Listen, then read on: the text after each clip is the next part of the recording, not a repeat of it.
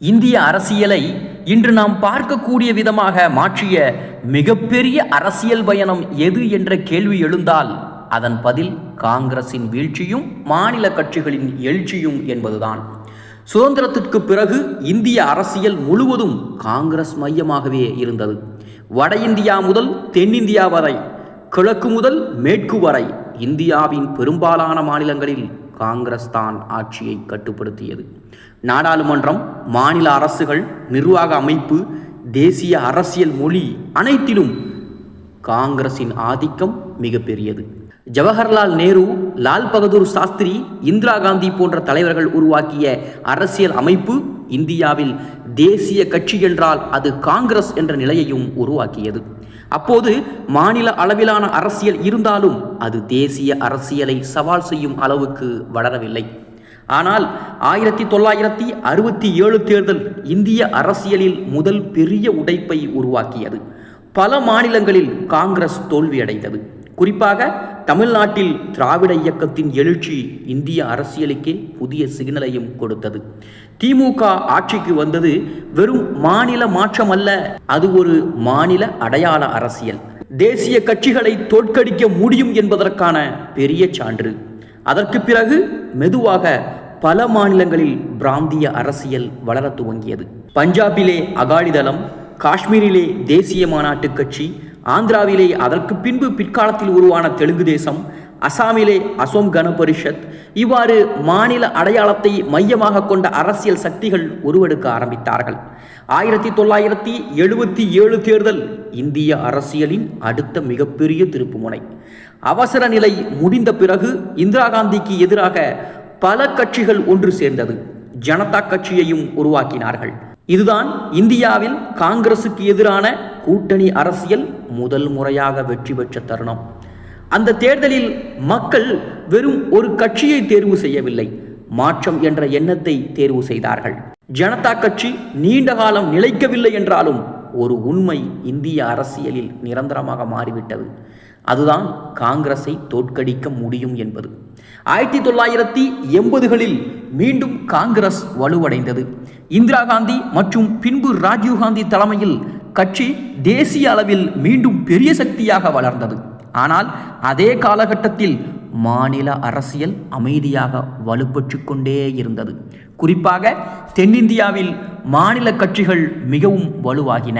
தமிழ்நாட்டில் திமுக மற்றும் அதிமுக, ஆந்திராவிலே என்.டி. ராமாராவ் தலைமையிலான தெலுங்கு தேசம், கர்நாடகாவிலே ஜனதாவினுடைய அரசியல், கேரளாவிலே இடதுசாரி மற்றும் காங்கிரஸ் மாறி மாறி ஆட்சி, இவை அனைத்தும் இந்திய அரசியலை பல மைய அரசியலாக மாற்ற துவங்கியது. 1989 தேர்தல் இந்திய அரசியலை முழுமையாக மாற்றியது. அப்போது வி.பி. சிங் தலைமையில் தேசிய முன்னணி உருவானது. ஜனதா தளம் மையமாக உருவான அந்த கூட்டணி காங்கிரசின் நீண்டகால ஆதிக்கத்தை மீண்டும் சவால் செய்தது. அதே நேரத்தில் பாஜகவும் மெதுவாக தேசிய அரசியலில் உயரத் துவங்கினார்கள். ராமர் கோவில் அரசியல், இந்துத்துவ அடையாளம், வட இந்திய சமூக மாற்றங்கள், இவை அனைத்தும் சேர்ந்து பாஜகவை புதிய சக்தியாக மாற்றியது. இதுதான் இந்திய அரசியலில் 3 மைய அரசியல் உருவான தருணம். ஒரு பக்கம் காங்கிரஸ், இன்னொரு பக்கம் மாநில கூட்டணிகள், மூன்றாவது பக்கம் வளர்ந்து கொண்டிருந்த பாஜக. 1990களில் கூட்டணி அரசியல் முழுமையாக இந்திய அரசியலையே கைப்பற்றியது. எந்த தேசிய கட்சிக்கும் தனிப்பெரும் பெரும்பான்மை கிடைக்கவில்லை. பிரதமர்களே கூட்டணி சமநிலைகளின் அடிப்படையில் தேர்வு செய்யப்பட்டார்கள். தேவகவுடா, ஐ.கே. குஜரால் போன்ற தலைவர்கள் அந்த கூட்டணி காலத்தின் அடையாளங்கள். அப்போது மாநில கட்சிகளின் சக்தி உச்சத்தையே எட்டியது. சில மாநில கட்சிகள் 10 அல்லது 15 எம்பிக்களை வைத்திருந்தாலும் மத்திய அரசை தீர்மானிக்கும் சக்தியாக மாறியது. இதனால் இந்திய அரசியல் டெல்லி மைய அரசியலில் இருந்து மாநிலங்களின் கூட்டணி அரசியல் நோக்கி நகர்ந்தது. இந்த சூழலில் பாஜக மிக முக்கியமான அரசியல் பாடத்தையும் கற்றுக்கொண்டது. தனியாக வெற்றி பெற முடியாது என்பதை புரிந்து கொண்டு தேசிய ஜனநாயக கூட்டணியையும் உருவாக்கியது. அதிமுக, தெலுங்கு தேசம், சிவசேனா, ஜனதா தளத்தினுடைய பிரிவுகள், அகாலிதளம் போன்ற பல மாநில கட்சிகளை இணைத்துக் கொண்டு வாஜ்பாய் தலைமையில் பாஜக தேசிய ஆட்சியையும் பிடித்தது. இதுதான் பாஜக தேசிய அளவில் நம்பகமான ஆட்சி சக்தியாக மாறிய தருணம். வாஜ்பாய் காலத்தில் கூட்டணி மேலாண்மை அரசியல் மிக உயர்ந்த நிலையிலும் இருந்தது. அதே நேரத்தில் காங்கிரசும் தீவிரமாக கூட்டணி அரசியலுக்குள் நுழைந்தது. 2004 தேர்தலில் சோனியா காந்தி தலைமையில் ஐக்கிய முற்போக்கு கூட்டணி உருவாக்கப்பட்டது. திமுக, தேசியவாத காங்கிரஸ், ராஷ்டிரிய ஜனதா தளம், இடதுசாரிகள் போன்ற பல கட்சிகளோடு இணைந்து காங்கிரஸ் மீண்டும் ஆட்சிக்கு வந்தது. மன்மோகன் சிங் தலைமையிலான அந்த ஆட்சி இந்திய பொருளாதார வளர்ச்சியின் முக்கிய காலமாக இருந்தாலும் அதே நேரத்தில் கூட்டணி அரசியல் மாநில கட்சிகளின் சக்தியை மேலும் அதிகரிக்க செய்தன. ஒவ்வொரு மாநில கட்சியும் தன்னுடைய மாநில நலன்களை மத்திய அரசியலோடு இணைத்து பேச துவங்கினார்கள். ஆனால் இந்த கூட்டணி அரசியலுக்குள் ஒரு பெரிய பிரச்சனை மெதுவாக உருவாகி கொண்டிருந்தது. காங்கிரஸ் தேசிய அளவில் ஆட்சியில் இருந்தாலும் பல மாநிலங்களில் அதன் அமைப்பு பலவீனமடைந்தது. காரணம், கூட்டணி கட்சிகள் தங்களுடைய மாநிலங்களில் முழு அரசியல் இடத்தையும் பிடித்து கொண்டார்கள்.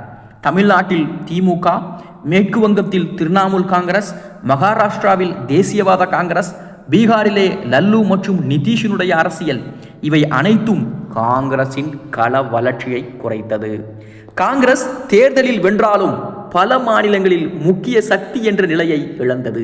2014 தேர்தல் இந்த முழு அரசியல் கட்டமைப்பையே உடைத்திருந்தது.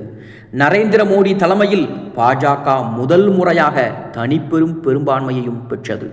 இதுதான் கூட்டணி காலத்திலிருந்து மீண்டும் ஒரே கட்சி ஆதிக்கம் நோக்கி இந்திய அரசியல் நகர்ந்த தருணம். ஆனால் இது பழைய காங்கிரஸ் மாதிரியான ஆதிக்கம் அல்ல.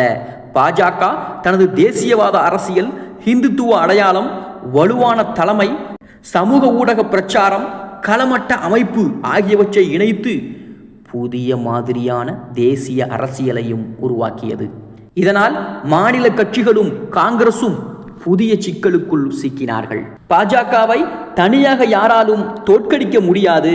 அதனால் மீண்டும் கூட்டணி அரசியலும் அவசியமாக மாறியது. இதில்தான் ராகுல் காந்தி பாஜகவினுடைய எதிர்ப்பை ஒருங்கிணைக்க ஆரம்பித்தார். அதன் அடிப்படையில் பின்பு இந்தியா கூட்டணியும் கூட உருவானது. மாநில கட்சிகளோடு மீண்டும் இணக்கம் அதிகரித்தது. ஆனால் இதே நேரத்தில் காங்கிரஸ் உள்ளுக்குள் இன்னொரு கேள்வியையும் யோசிக்க துவங்கியது. இந்த இணக்க அரசியல் நம்மை மீண்டும் வளர்க்கிறதா? பல மாநிலங்களில் கூட்டணி அரசியலை மேற்கொண்டதனாலும் சில மாநிலங்களில் கூட்டணியை முன்னெடுக்க முயற்சி செய்தும் அதில் இணக்கம் ஏற்படாதனாலும் காங்கிரஸ் பல மாநிலங்களில் சுருங்குகிறதோ என்ற கேள்வியையும் எழுப்பியது. மேற்கு வங்கத்திலே மம்தா பானர்ஜி காங்கிரசின் இடத்தை முழுமையாக பிடித்து கொண்டார். டெல்லியில் ஆம் ஆத்மி கட்சி காங்கிரசின் நகர்ப்புற வாக்கு வங்கியை எடுத்துக்கொண்டது. இன்னும் கூட்டணி அரசியலில் காங்கிரஸோடு இருந்தவர்கள் கூட, குறிப்பாக தமிழ்நாட்டில் திமுக கூட்டணிக்குள் காங்கிரஸ் ஒரு துணை சக்தியாக மட்டுமே இருந்தது. மகாராஷ்டிராவில் கூட்டணி அரசியல் இருந்தாலும் காங்கிரஸ் முழு கட்டுப்பாட்டை இழந்தது. இதனால் மாநில கட்சிகள் காங்கிரஸை கூட்டணியில் வைத்துக்கொண்டு தங்களுடைய வளர்ச்சிக்காக பயன்படுத்தி கொண்டனவா என்ற கேள்வி காங்கிரஸ் கட்சிக்குள் எழத் துவங்கியது.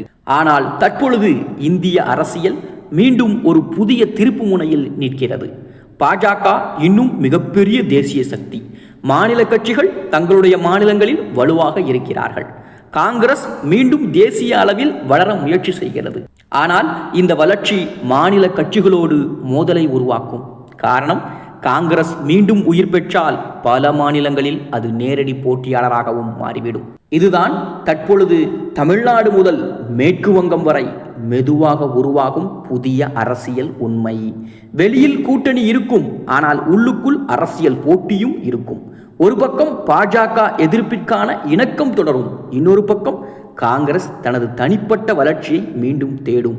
இதுவே அடுத்த 10 ஆண்டுகளுக்கான இந்திய அரசியலின் மிக முக்கியமான மோதலாக மாறக்கூடும் என்பதும் குறிப்பிடத்தக்கது.